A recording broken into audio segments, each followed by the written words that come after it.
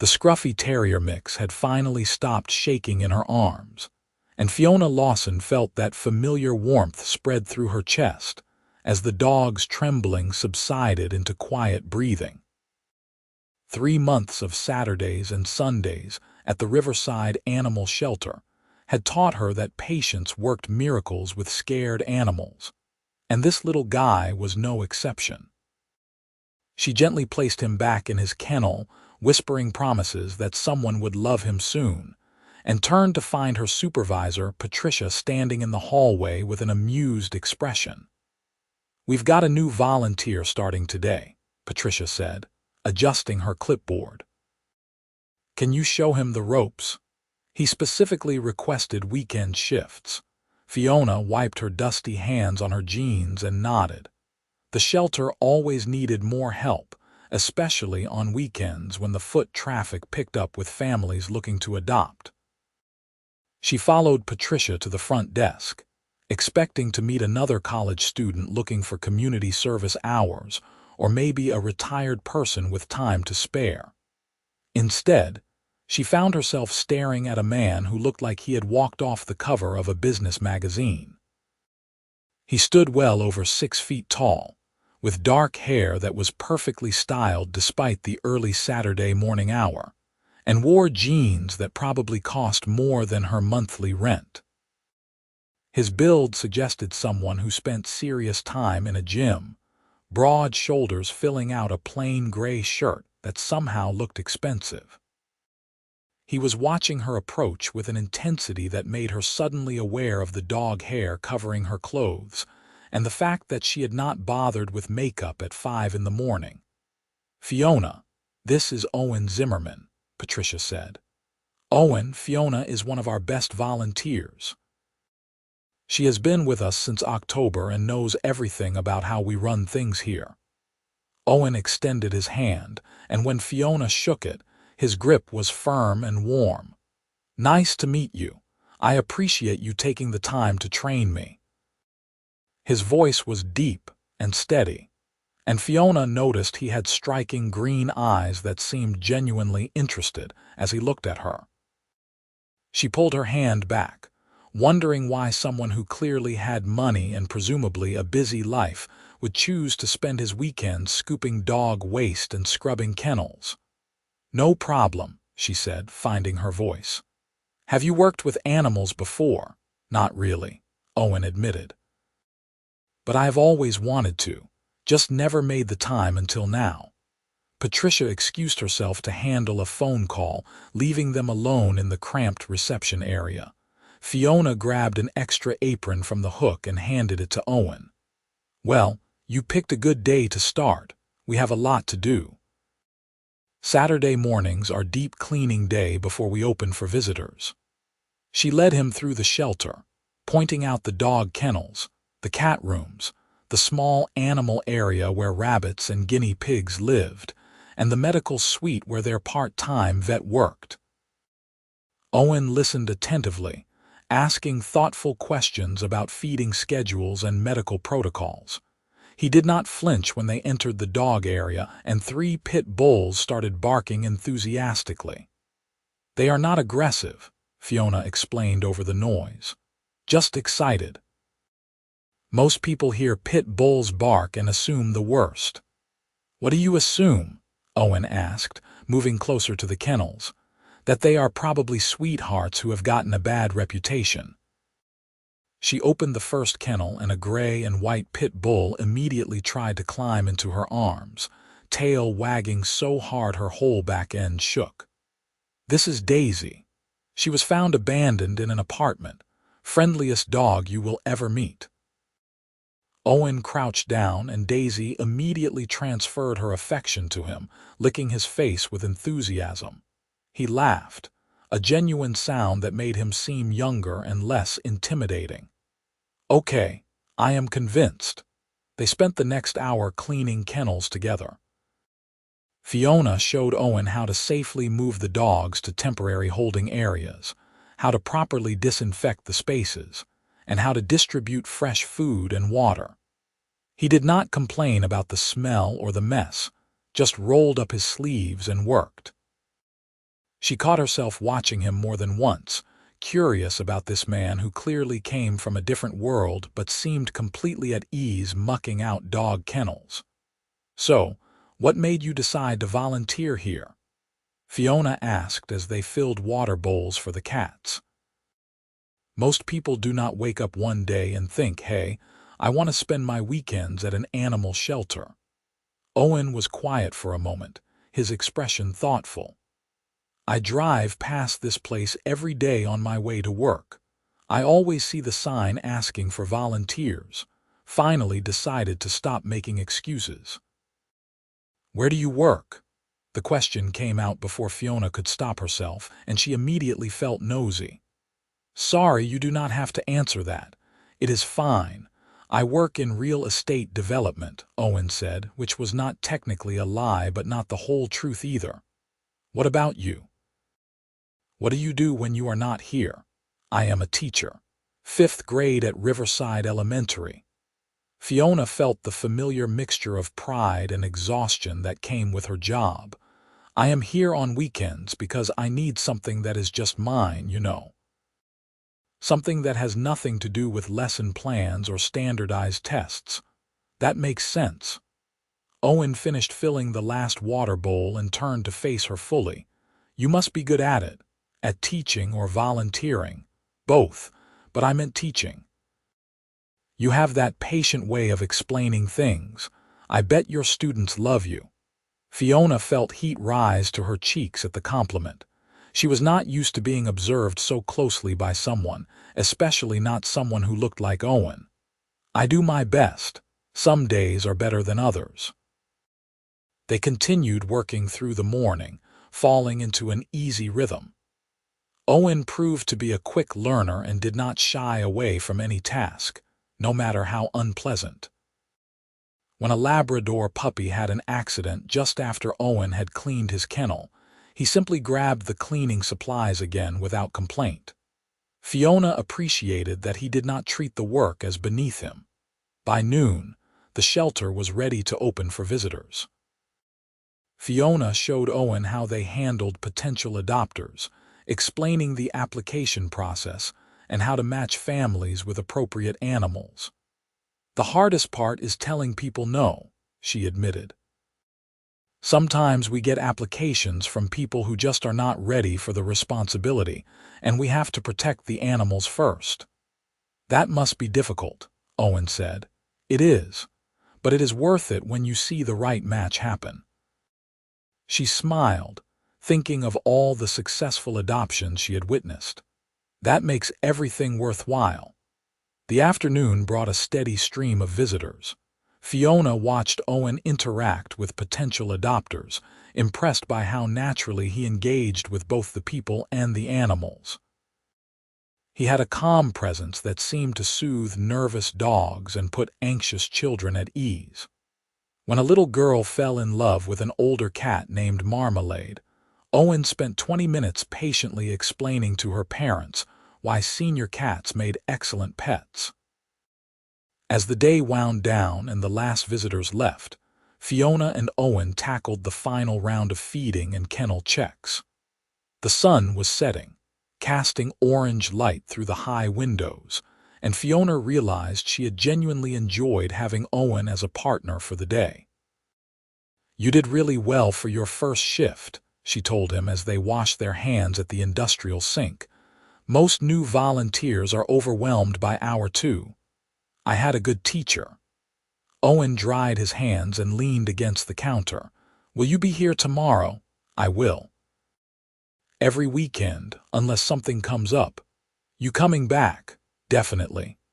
"Same time." Fiona nodded, trying to ignore the flutter in her stomach at the prospect of seeing him again. She reminded herself that she knew nothing about this man, except that he was good with animals and apparently had Sundays free. For all she knew, he had a girlfriend or wife waiting at home. Although he was not wearing a ring, she noticed. They walked out together into the cool January evening. The parking lot was nearly empty, and Fiona headed toward her beat-up Honda Civic, very aware of Owen walking beside her toward a sleek black car that she was pretty sure was a Porsche. "See you tomorrow, Fiona," Owen said, and the way he said her name made her heart skip.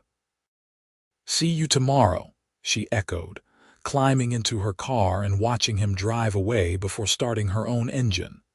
That night, as Fiona heated up leftover pasta in her small apartment, she could not stop thinking about Owen Zimmerman. She told herself it was ridiculous to develop a crush on someone after one day, especially someone who was clearly out of her league financially. But there had been something in the way he looked at her, a warmth and genuine interest that felt different from casual friendliness. She went to bed early, trying not to count the hours until Sunday morning. The next day, Fiona arrived at the shelter at her usual time and found Owen already there, chatting with Patricia in the parking lot. He smiled when he saw her, and Fiona felt that flutter again. "Ready for day 2?" she asked. "Lead the way." Sunday brought different challenges. A family surrendered their elderly Labrador because they were moving and could not take him, and Fiona had to step outside for a moment to compose herself after processing the paperwork. She hated these situations, hated seeing animals abandoned through no fault of their own. When she came back inside, Owen was sitting with the confused lab, gently scratching behind his ears and speaking in low, soothing tones. "He is going to be okay," Owen said when he noticed Fiona watching. "We will find him a good home. I know. It just gets to me sometimes." Fiona crouched down beside them, and the lab immediately rested his heavy head on her knee. He does not understand why his family left him. They sat there together for a few minutes, both providing comfort to the anxious dog. Fiona was acutely aware of Owen's proximity, of how solid and steady he seemed. She wondered what it would be like to lean against that steadiness, to let someone else share the weight of caring so much about things. The thought surprised her. She had been single for almost 2 years, ever since her last relationship had fizzled out under the pressure of incompatible life goals. She had convinced herself she was content alone, that she did not need the complication of romance. But something about Owen made her question that certainty. "Tell me about your favorite adoption story," Owen said as they moved on to other tasks. "The one that keeps you coming back here." Fiona smiled, grateful for the distraction from her spiraling thoughts. There was this pit bull named Zeus. He had been here for 8 months, which is forever in shelter terms. He was big and black and had some scars from his past, and people would walk right past his kennel. I spent a lot of time with him, and he was just the gentlest soul. I was starting to think he would never find a home. But he did. A veteran came in, a guy who had just come back from overseas and was struggling with PTSD. He was not even looking to adopt, just visiting because someone told him animals helped. He and Zeus locked eyes, and that was it. They needed each other. The guy comes by sometimes to show me pictures, and Zeus has completely transformed. So has his owner, honestly.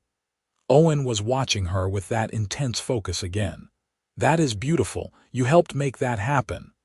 "I just introduced them. They did the rest." Fiona felt self-conscious under his gaze and changed the subject. "What about you? Do you have any pets?" "No, my schedule has always been too unpredictable." Owen paused, then added, "That is something I am trying to change, actually. The unpredictability." "Is that why you are here?" "Trying to build a more balanced life." Something like that. He did not elaborate, and Fiona did not push. Everyone had their reasons for volunteering, and she respected his privacy. They worked through the afternoon, and Fiona found herself looking forward to their conversations between tasks. Owen had a dry sense of humor that caught her off guard, making her laugh while they sorted donations or organized supplies. He asked genuine questions about her teaching, about the books she liked, about her family. She learned he had a younger sister he was close to, and that he had grown up in the Midwest before moving to the city for work. What he did not tell her was that he was the Owen Zimmerman, CEO of Zimmerman Properties, one of the largest real estate development companies on the East Coast. He did not mention that he was worth billions, or that his face regularly appeared in business publications. He had walked into the shelter 2 days ago on impulse, curious about the woman he had seen through the window several weekends in a row while his driver navigated weekend traffic. Something about the way she had moved, the gentle care she showed the animals, had caught his attention. He had asked his assistant to find out the volunteer schedule and had shown up prepared to lie about who he was if necessary. But talking to Fiona, Owen found he did not want to lie exactly. He just wanted to be someone normal for a little while, someone valued for who he was rather than what he owned. The shelter was the first place in years where he felt like he could just exist without the weight of expectations and business dealings. And Fiona herself was unlike anyone he usually met. She was genuine and passionate, unimpressed by material things, dedicated to making a difference in her small corner of the world. When she smiled at him, it was because of something he had said or done, not because of his net worth or connections. It was refreshing in a way he had not anticipated. As they closed up the shelter on Sunday evening, Owen found himself not wanting the weekend to end. "So, same time next Saturday?" he asked, trying to sound casual. "I will be here," Fiona confirmed. She hesitated, then added, "Thank you for being so great with the animals, and for listening to me ramble about Zeus and the others. It is nice working with someone who gets it. I should be thanking you. This weekend has been the best I've had in a long time." They stood there in the parking lot, the moment stretching between them with possibility.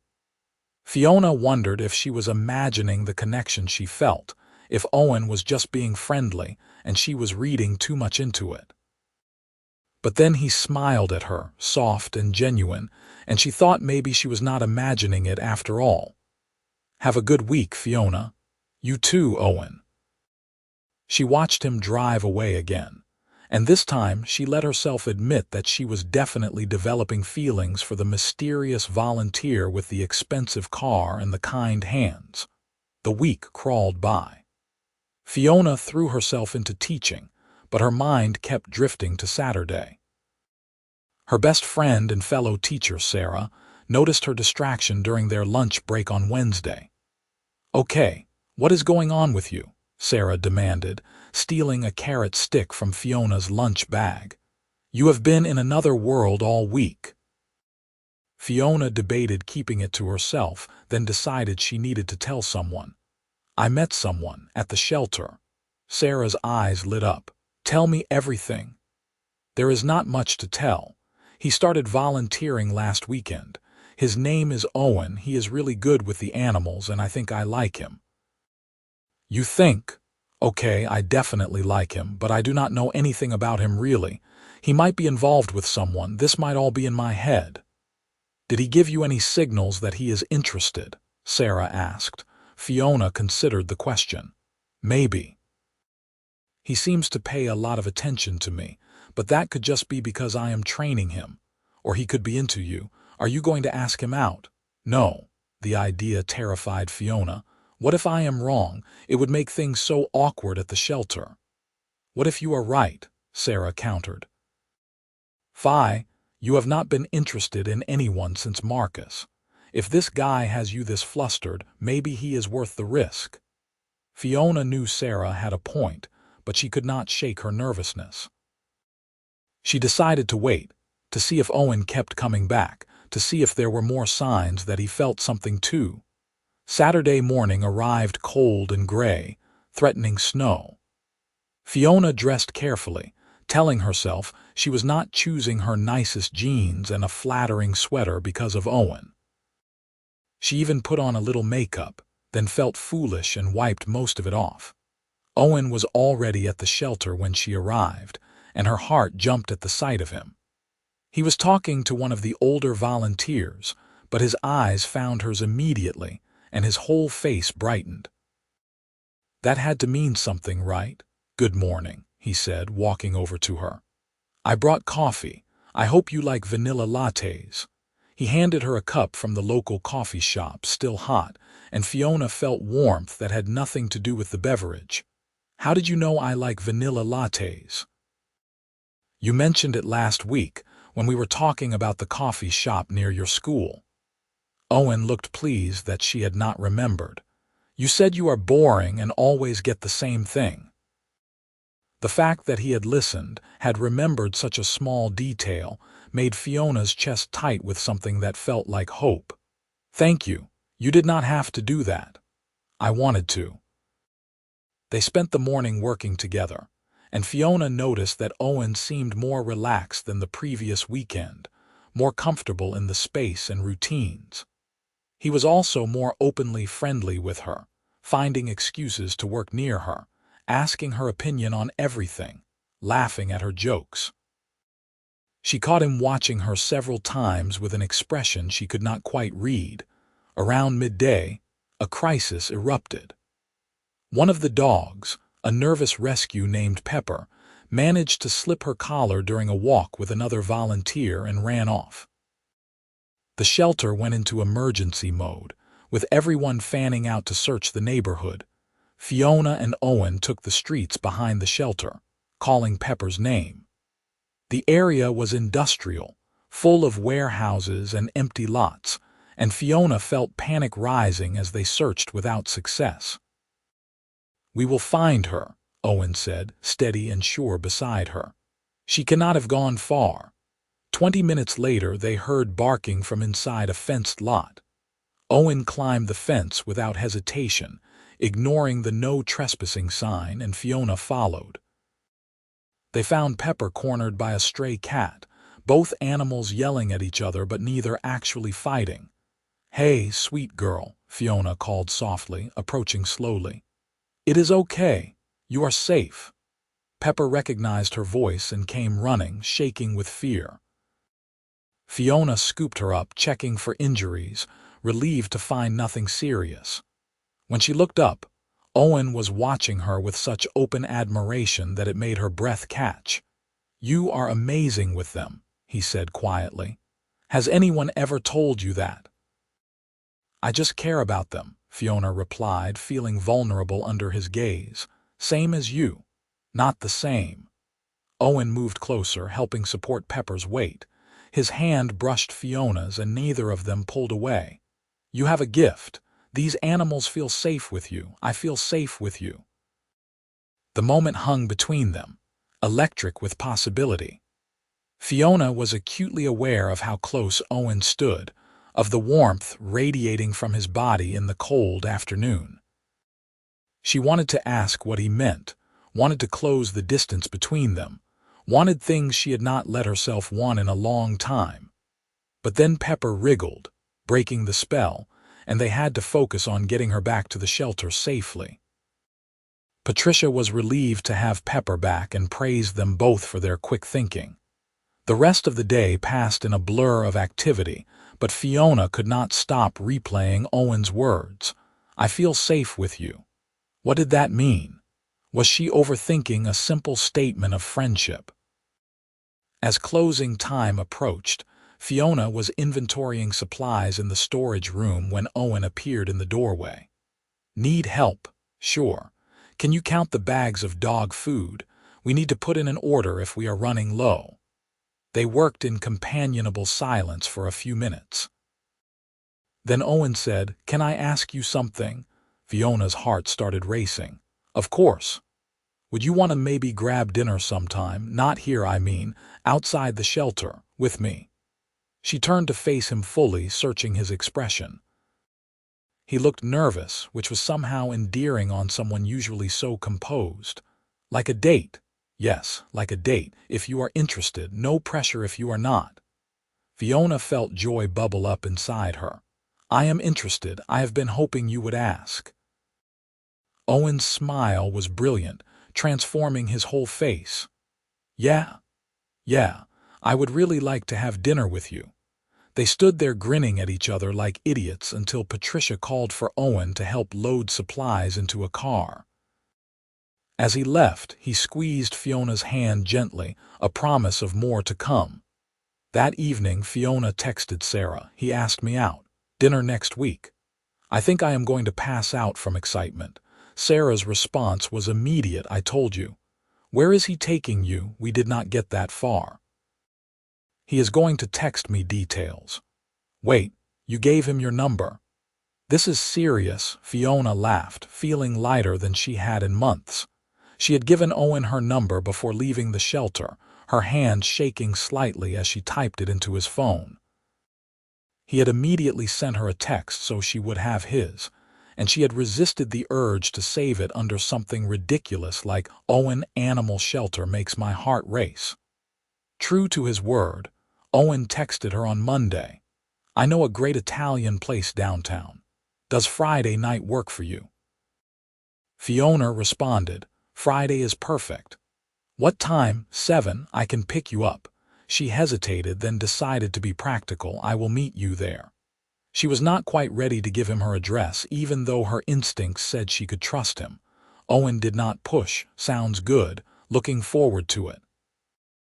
Me too. The week dragged even more slowly than the previous one. Fiona changed her outfit 4 times on Friday evening, finally settling on a navy blue dress that was nice without being too formal. She did her hair and makeup carefully, trying to calm her nerves. The restaurant Owen had chosen was elegant, the kind of place with cloth napkins and candles on every table. Fiona felt slightly out of her depth as she gave his name to the hostess, but then Owen appeared, and her nervousness faded at his warm smile.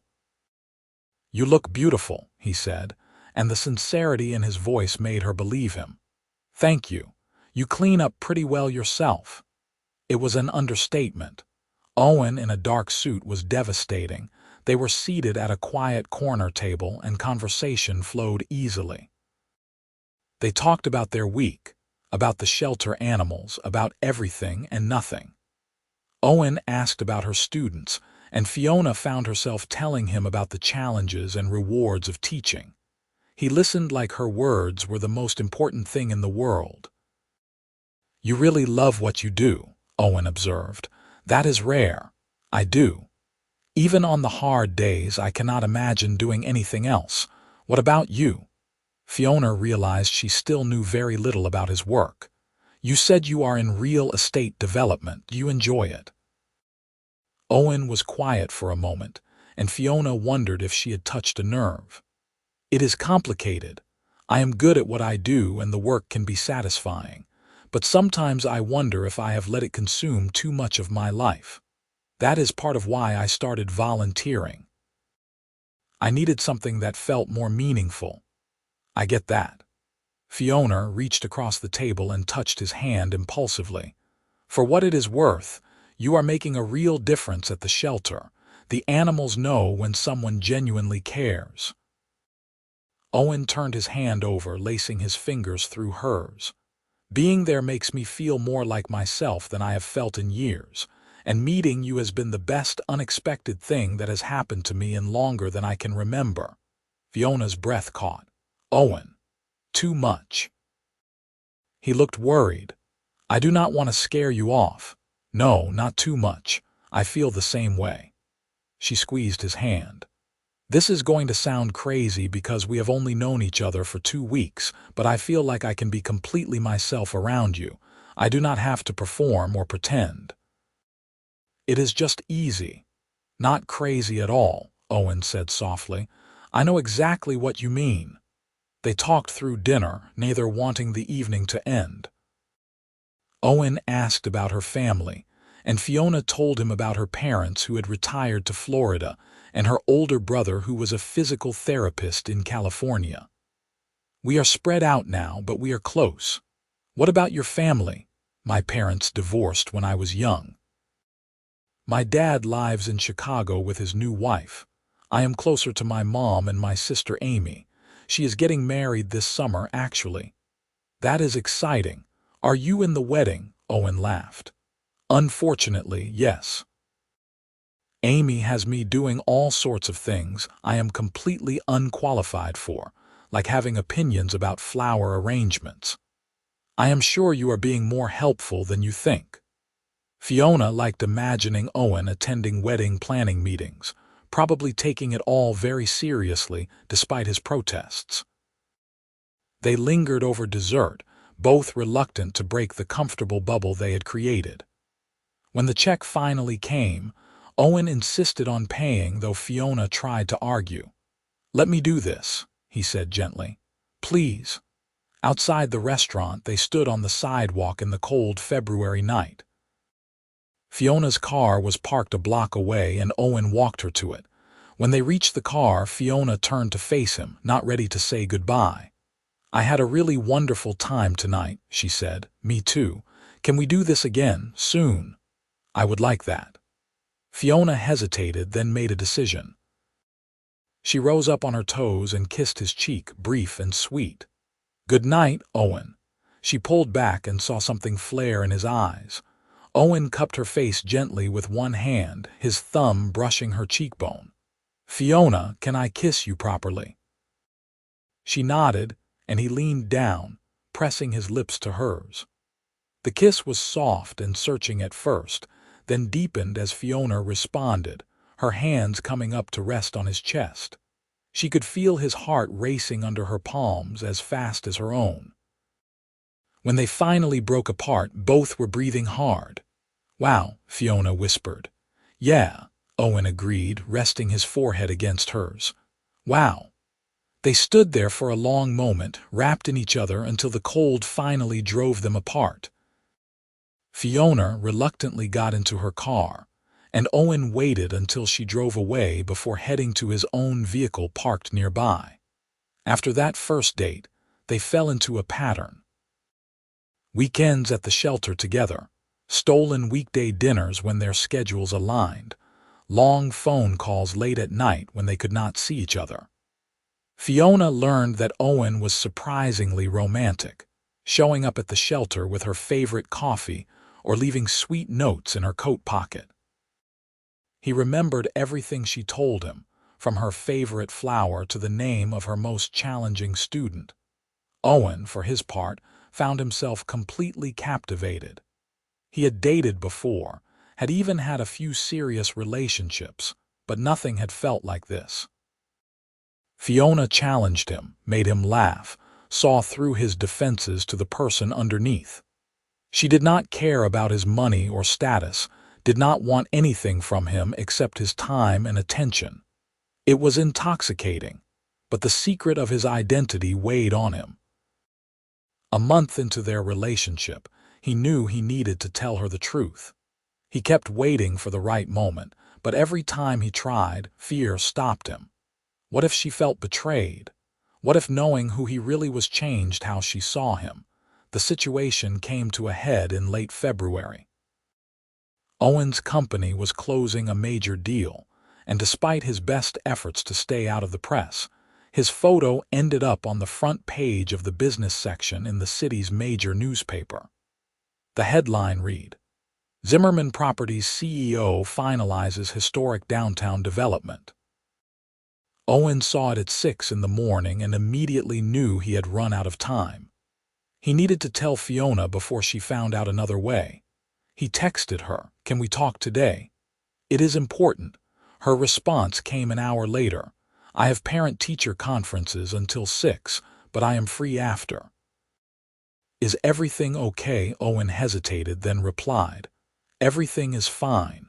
I just need to tell you something. Can I come by your place around 7? "Sure. Now I am nervous though, do not be." "I will see you tonight." Owen could barely focus on work all day. His assistant noticed his distraction and asked if everything was all right. "Just personal stuff," he told her, which was not untrue. At 7 sharp, Owen knocked on the door of Fiona's apartment. She answered immediately, wearing sweatpants and an old college sweatshirt, her hair in a messy ponytail. She looked beautiful and worried. "Come in," she said, stepping aside. You are scaring me. What is going on? Owen entered her small apartment, taking in the cozy space filled with books and photos and plants. It was so completely Fiona that it made his chest ache. Can we sit? They sat on her couch, and Owen took a deep breath. I need to tell you something about myself. Something I should have told you from the beginning, but I was selfish and did not want to ruin what we had. Fiona's eyes widened. Are you married? What? No, nothing like that, I promise. Owen took her hand, needing the contact. I have been honest about everything except the full extent of my work. When I said I work in real estate development, that was true. But I was not completely forthcoming about my position. He pulled out his phone and opened the news article, handing it to her. Fiona read it, her expression shifting from confused to shocked. You are a CEO of Zimmerman Properties. She looked up at him. Owen, this article says you are a billionaire. Yes. You are Owen Zimmerman, the Owen Zimmerman. I have seen your name on buildings. Fiona stood up, pacing her small living room. Why did you not tell me? Because when I walked into that shelter, I just wanted to be a normal person for once. And then I met you and you liked me for who I was, not what I owned. I was afraid that if you knew, everything would change. So you lied to me for 6 weeks. Fiona's voice was sharp with hurt. I never lied. I just did not correct your assumptions. Even as he said it, Owen knew it sounded weak. That is semantics, Owen. You let me believe you were just some regular guy who happened to like animals. I told you things about my life, about money being tight, about saving up for things, and the whole time you are worth billions. She shook her head. I feel like an idiot. You are not an idiot. I am the one who handled this badly. Owen stood, wanting to go to her but respecting her space. Fiona, please understand. My whole life people want things from me. They see dollar signs, opportunities, connections.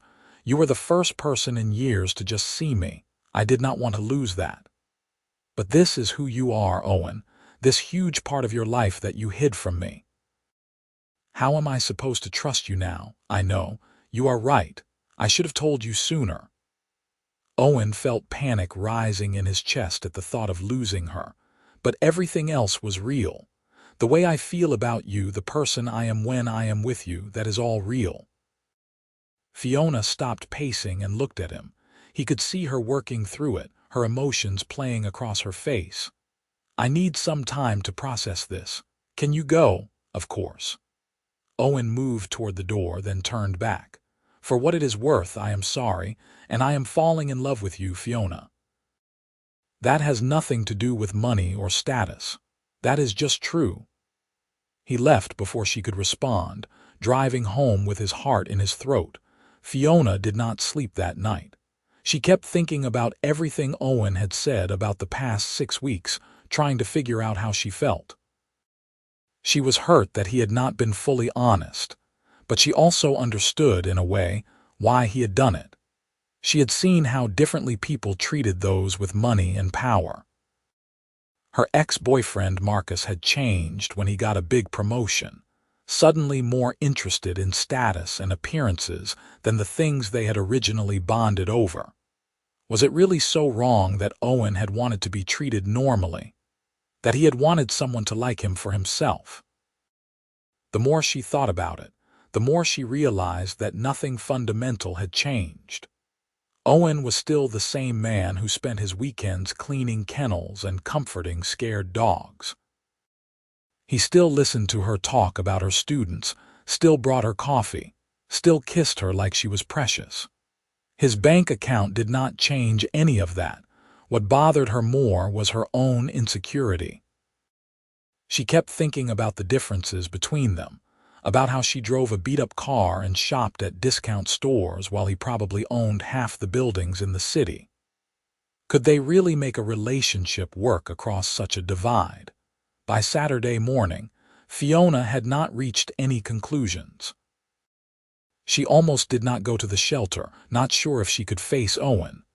But the animals needed her, and she was not going to let her personal drama affect them. She arrived at her usual time, half hoping and half dreading that Owen would be there. He was. He looked like he had slept about as well as she had, dark circles under his eyes, but he gave her a tentative smile. "Hi." "Hi," Fiona replied. They stood there awkwardly for a moment. "I did not know if you would come," Owen said quietly. "I am glad you did. The animals do not care about our drama. They still need to be fed." They worked in near silence for the first hour, the easy camaraderie they had built gone tense and uncomfortable. Fiona hated it. She kept stealing glances at Owen, watching him carefully check water bowls and gently handle each animal. This was the man she knew, regardless of what his tax returns looked like. Finally, when they were both in the supply room organizing donations, Fiona could not take it anymore. "I am sorry I freaked out." Owen looked up, surprise clear on his face. "You do not have anything to apologize for. Let me finish. I am sorry I freaked out, and I am sorry I asked you to leave before we could really talk. I spent the last 2 days thinking about everything, and I understand why you did not tell me. I do not like that you waited so long, but I get it." "I should have trusted you sooner," Owen said. "I was scared, which is not an excuse. I am scared now, honestly. Scared that this changes how you see me." "It does change things," Fiona admitted and saw him flinch. "But maybe not in the way you think. I feel insecure, Owen. You are this incredibly successful billionaire, and I am an elementary school teacher who lives paycheck to paycheck. I am worried that I do not fit into your world. My world is overhyped conference rooms and fake people and obligations that never end," Owen said fiercely, moving closer to her. "You are real, Fiona. You make me feel like a real person. Do you know how rare that is? I do not care about fitting into my world. I care about building a world with you." Fiona felt tears prick her eyes. "That is really romantic, but we need to be practical. There are going to be challenges. Media attention, expectations, people judging me or thinking I am with you for money. I know, and I will do everything I can to protect you from that. But Fiona, I meant what I said the other night. I am falling in love with you. Actually, I think I am already there. I am in love with you, and no amount of money changes that. You are the best thing in my life." "I am falling in love with you too," Fiona whispered. "I am terrified, but I cannot imagine not having you in my life." Owen closed the distance between them, pulling her into his arms. Fiona buried her face in his chest, breathing in his familiar scent, feeling the tension of the past 2 days finally ease. "We will figure it out," he murmured into her hair. "As long as you are willing to try, we will figure it out together." They stood there holding each other until Patricia poked her head in to ask if they could help with an adoption application. The rest of the day felt lighter, the easiness returning between them. They still had things to work through, but they had taken the first step. That evening, Owen took Fiona to his penthouse apartment. She was quiet in the elevator as they rode up to the top floor, and Owen could practically feel her nervousness. "I should warn you, it is a bit much," he said. "My sister keeps telling me to hire an interior decorator to make it less sterile." The elevator opened directly into his apartment, and Fiona stepped out into a massive open space with floor-to-ceiling windows overlooking the city. The furniture was modern and expensive, the whole place immaculate and, as Owen had said, rather sterile. "Wow," Fiona said, walking to the windows. "This is quite a view." "It is just a place to sleep," Owen said, suddenly seeing his apartment through her eyes and finding it lacking. "It has never really felt like home." Fiona turned to look at him. "Where does feel like home, lately? Wherever you are," she smiled, some of her nervousness fading. "You really are a romantic under all that business executive exterior. Only with you." Owen joined her at the window, wrapping his arms around her from behind. They stood there looking out at the city lights, both feeling the rightness of being together despite the complications. Over the next few weeks, they navigated the reality of their different worlds. Owen introduced Fiona to his sister Amy, who loved her immediately and spent the entire lunch interrogating her about her intentions toward her brother. "He has been different since he met you," Amy told Fiona. "Happier, more himself. Thank you for that." Fiona introduced Owen to Sarah, who was less diplomatic. "If you hurt my best friend, billionaire or not, I will make your life hell," she warned him. But by the end of the evening, even Sarah had to admit that Owen seemed genuinely devoted to Fiona. The first media attention came in March when someone photographed them at dinner and sold the picture to a gossip website. "Mystery woman captures billionaire CEO's heart," read the headline. Fiona felt sick seeing herself analyzed by strangers on the internet, people speculating about who she was and whether she was a gold digger. Owen was furious at the invasion of privacy and had his legal team send cease and desist letters. He held Fiona while she cried from the stress of it. "I am so sorry," he kept saying. "This is my fault." "It is not your fault that people are terrible," Fiona said. "But Owen, I do not know if I can handle this being a regular thing, having strangers judge my clothes and my hair and whether I am pretty enough or successful enough for you." "You are more than enough. You are everything." Owen tipped her face up to look at him. "I will do whatever it takes to keep you safe from this. We can be more private, keep a lower profile. What matters is us, not what strangers think." They got through it, but Fiona could not shake the feeling that she was always being watched and judged. Owen tried to shield her as much as possible, but it was not always enough. In April, things came to a head when Fiona's school principal called her in for a meeting. "I have been receiving calls," Principal Henderson said carefully, "from parents who are concerned about your relationship with Mr. Zimmerman." Fiona felt cold. "What kind of concerns?" "They worry about whether you will give preferential treatment to students whose families have business dealings with his company, or whether your judgment might be compromised." The principal held up a hand as Fiona started to protest. "I do not share these concerns. I know you and your integrity. But I wanted you to be aware that this is happening." Fiona left the meeting feeling defeated. It was not enough that strangers on the internet judged her. Now it was affecting her job, the thing she valued most besides Owen. That night, she broke down when Owen came over. "Maybe this is not going to work," she said through tears. "Your world and mine are too different. I cannot do my job wondering if parents think I am biased. I cannot walk down the street without worrying about being photographed. I love you, but I do not know if love is enough." Owen felt his heart breaking. "What are you saying?" "I am saying maybe we need to take a break. Step back and really think about whether we can make this work long term." Even as Fiona said it, she knew it was not what she truly wanted. But she was overwhelmed and scared and did not know what else to do. "No," Owen's voice was firm. "I am not losing you because of gossip and small-minded people. We can figure this out, Fiona. Do not give up on us." "I am not giving up. I am being realistic." "You are running because you are scared." Owen gentled his tone. "I am scared too, but I would rather fight through this with you than give up and spend the rest of my life wondering what if." Fiona looked at him, seeing the determination and love in his eyes. "How do we fight it? Together.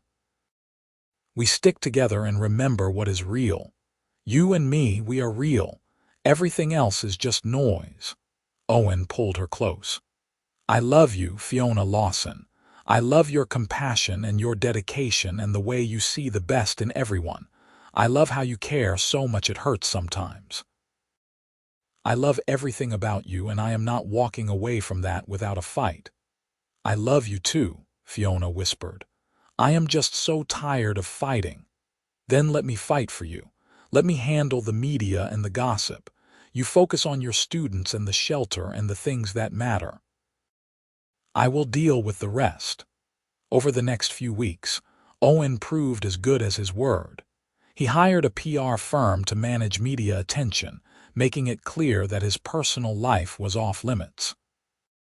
He spoke to Fiona's principal personally, reassuring her that Fiona's integrity was beyond question and offering to ensure total transparency about any interactions between his company and school families.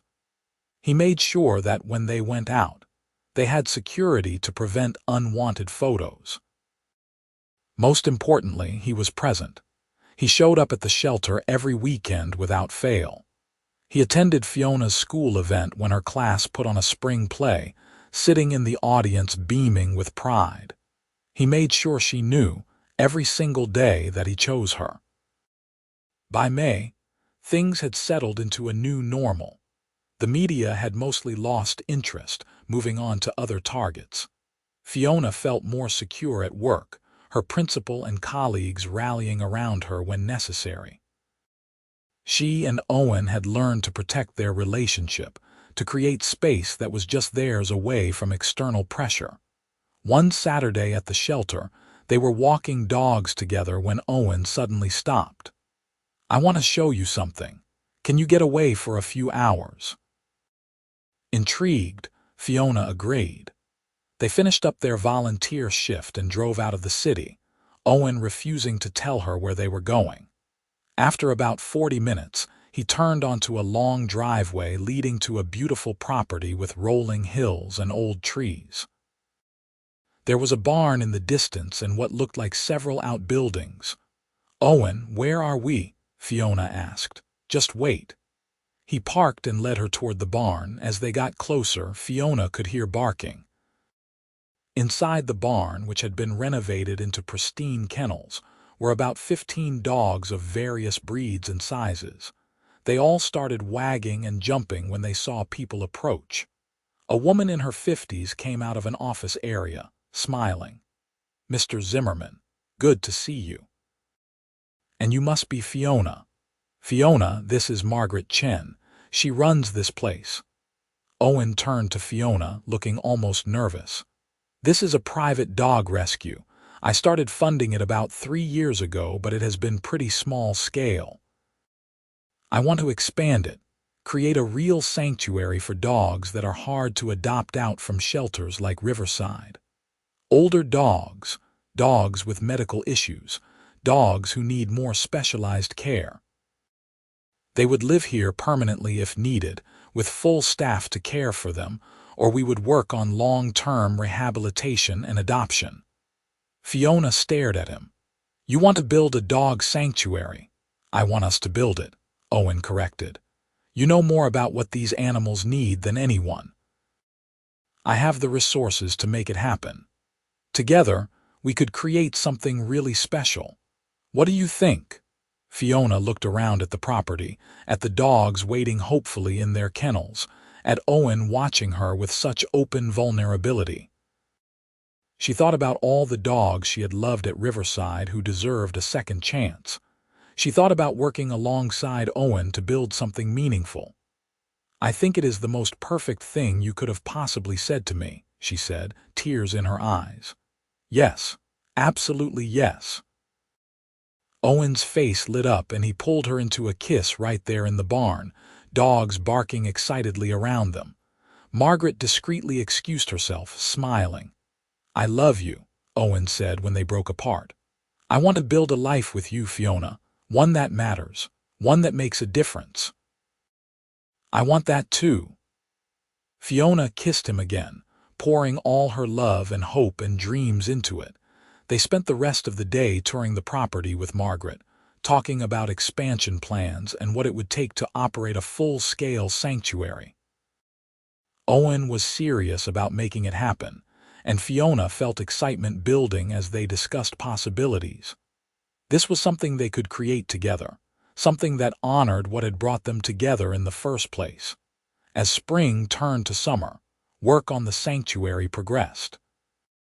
Owen hired contractors to renovate additional buildings, and brought in veterinary consultants to design proper medical facilities. Fiona spent her evenings after school researching best practices for animal sanctuaries and making lists of everything they would need. In June, Amy's wedding provided a welcome distraction from the intensity of planning. Owen invited Fiona as his date, which meant meeting extended family and some of his business associates. Fiona was nervous, but Owen never left her side, making introductions and making sure she felt comfortable. His mother, Catherine, was elegant and a bit intimidating at first, but she warmed up when she saw how Owen looked at Fiona. "He is different with you," she told Fiona during the reception. "More at peace. Thank you for making my son happy." At one point during the evening, Owen pulled Fiona onto the dance floor. She was not much of a dancer, but he held her close and they swayed to the music, wrapped up in their own world. "I have been thinking," Owen said, his lips close to her ear. "Amy had the right idea getting married." Fiona's heart skipped. "Is that so? I am not proposing. Not yet." Owen pulled back to look at her.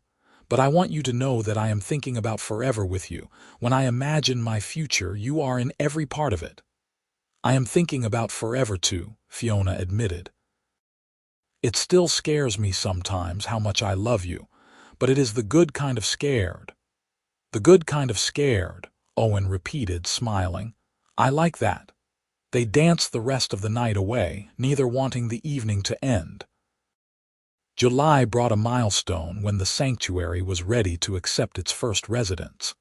They started with 5 dogs from Riverside that had been there for over a year each.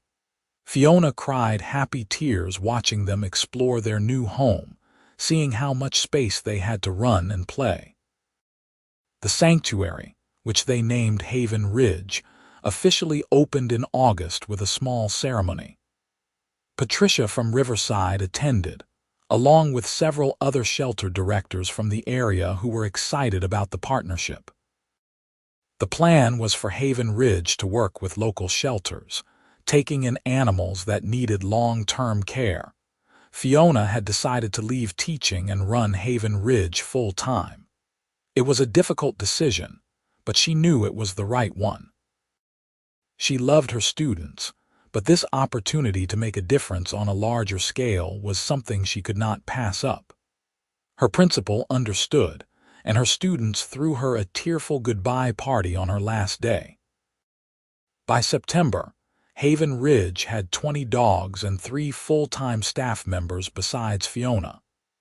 Owen still spent his weekdays running his company, but weekends were devoted to the sanctuary. They worked side by side, just as they had at Riverside, except now they were building something entirely their own. One Sunday evening in late September, after all the staff had gone home, Owen and Fiona were sitting on the porch of the main house watching the dogs play in the yard. The sun was setting, painting everything golden, and Fiona felt profoundly content. "I have something for you," Owen said, reaching into his pocket. Fiona turned to look at him and found him holding a small velvet box. Her breath caught. "Fiona Lawson, you walked into my life when I needed you most. You saw me when I felt invisible. You loved me when I felt unlovable. You challenged me to be better, to do more, to live with purpose and meaning." Owen opened the box to reveal a stunning diamond ring. "I want to spend the rest of my life building beautiful things with you. I want to wake up next to you every morning and fall asleep beside you every night. I want to support your dreams and share in your joys and weather any storm as long as we are together. Will you marry me?" Tears streamed down Fiona's face as she nodded emphatically. "Yes, yes, of course yes." Owen slipped the ring on her finger and kissed her deeply, both of them laughing and crying at the same time. The dogs in the yard started barking as if they knew something momentous had happened, and that made them laugh harder. "I love you so much," Fiona said, admiring the ring on her hand. "I cannot believe this is my life now. Believe it. You are stuck with me forever now." Owen pulled her close, and they sat there on the porch as darkness fell, planning their future. They married the following spring in a small ceremony at Haven Ridge.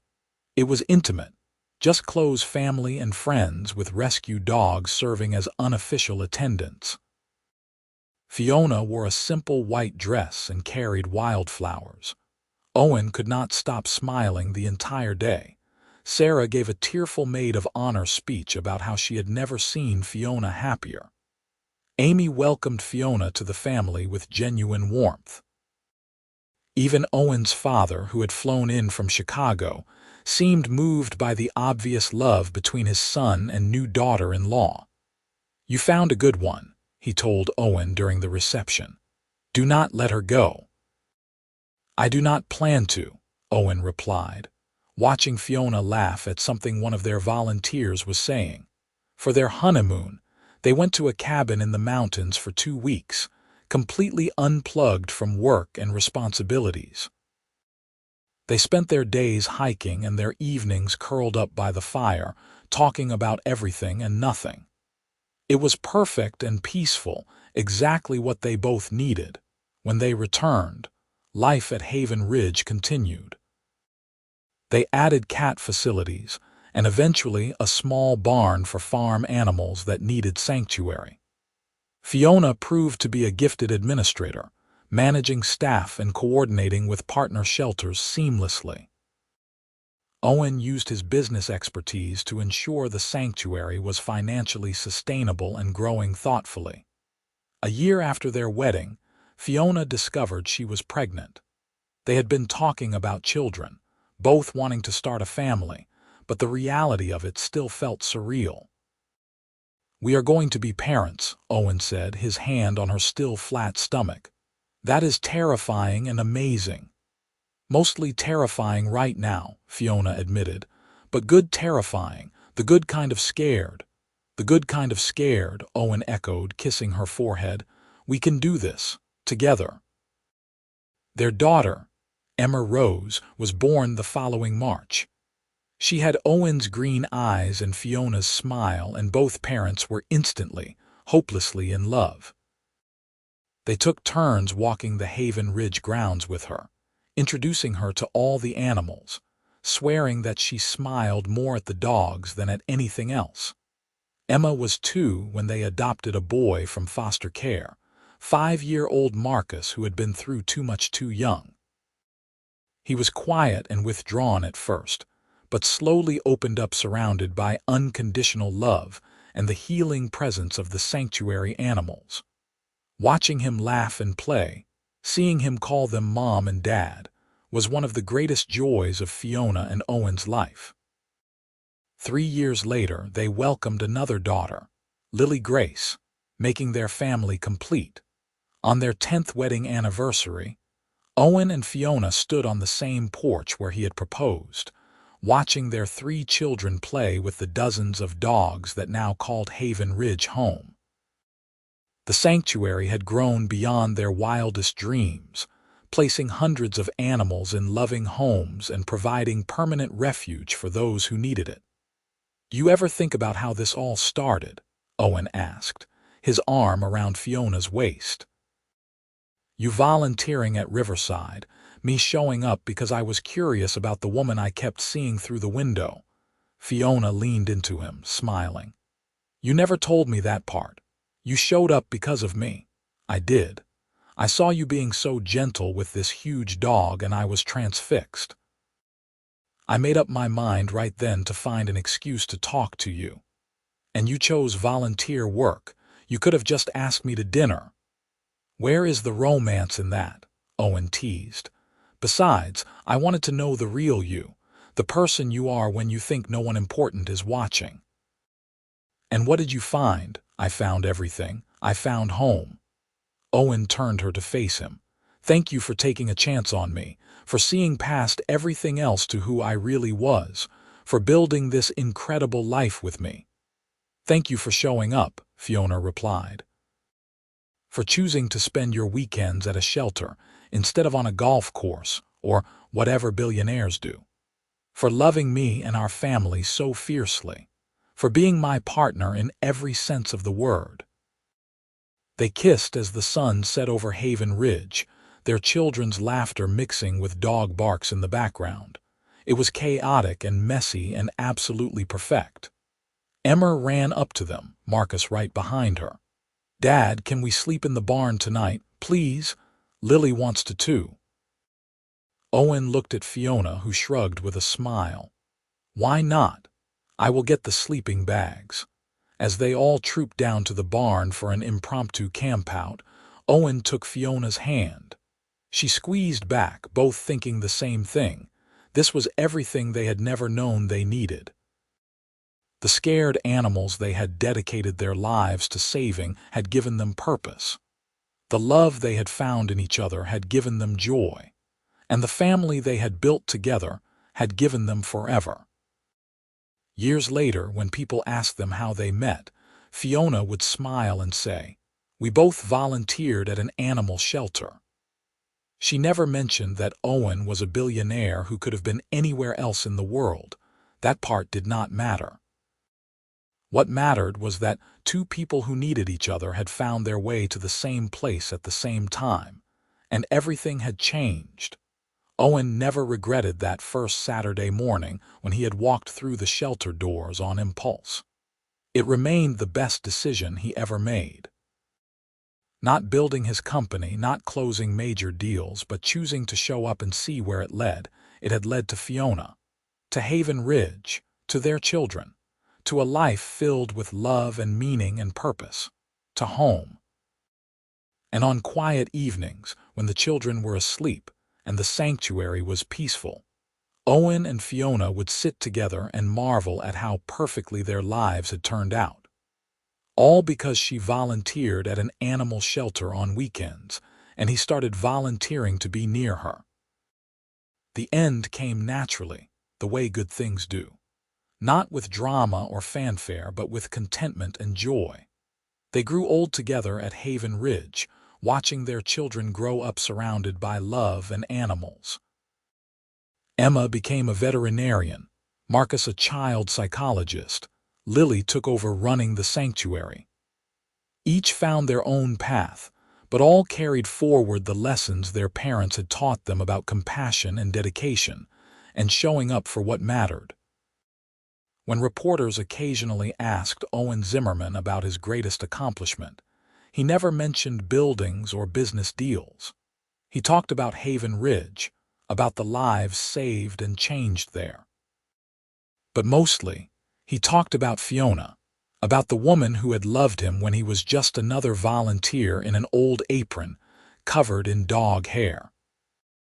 And when those same reporters asked Fiona what she would tell her younger self, the teacher who nervously showed a handsome stranger how to clean kennels, she always said the same thing: trust your heart. The best things in life come when you are brave enough to love openly, to build fearlessly, to believe that you deserve happiness, and then work to create it. Their story became something of a legend at Riverside Animal Shelter, where it had all begun. New volunteers would hear about the couple who met there, fell in love, and built something beautiful together. It gave people hope that good things happen to good people, that love could bloom in unexpected places, that choosing kindness and showing up mattered. Patricia, who had introduced them that first day, never let them forget that she took partial credit for their happiness. At every Haven Ridge anniversary celebration, she would toast them and remind everyone that she had been the one to pair them up that Saturday morning. Fiona and Owen would laugh and agree, raising their glasses in return. They owed so much to so many, but especially to the animals that had brought them together and continued to be the center of their shared purpose. As the years passed and seasons changed, Haven Ridge flourished. It became a model for animal sanctuaries across the country, a place where love and second chances reigned. Visitors would come and feel the peace there, the sense that this was a place where broken things could heal. That was the legacy Fiona and Owen built together. Not just a sanctuary for animals, but a testament to the transformative power of love. They proved that when two people committed to something bigger than themselves, when they led with compassion and supported each other through challenges, anything was possible. Their love story was not perfect. They had fought and struggled and doubted. They had overcome obstacles that seemed insurmountable. But they had done it together, and that made all the difference. On their 50th wedding anniversary, surrounded by children and grandchildren, and more dogs than anyone could count, Fiona and Owen Slow danced in the Haven Ridge barn just as they had at Amy's wedding decades earlier. They were older now, with gray hair and lines earned from years of laughter and living, but the way they looked at each other had not changed. The love was still there, as strong as ever, maybe stronger for having weathered time, still scared. Owen asked softly, echoing their conversation from so long ago. Still the good kind of scared, Fiona confirmed, resting her head on his shoulder. Every day with you is an adventure. Here is to 50 more, Owen said. 50 more, Fiona agreed, knowing that whatever came next, they would face it together. Because that was what love was, showing up day after day, choosing each other, building a life brick by brick. It was not always easy, but it was always worth it. They had learned that lesson from the animals they devoted their lives to, creatures who understood instinctively that love and patience could overcome almost anything. As the party continued around them and the sun set over the sanctuary they had built together, Fiona and Owen held each other and knew they had gotten it right. Every choice, every risk, every moment of fear and joy had led them here, to this perfect life they had created together. She had volunteered at the animal shelter on weekends. He had started volunteering to be near her. And from that simple beginning, something extraordinary had bloomed. A love story for the ages, built on a foundation of compassion, trust, and the courage to believe that sometimes the best things in life happen when you least expect them, in the most unlikely of places, with the most perfect of people.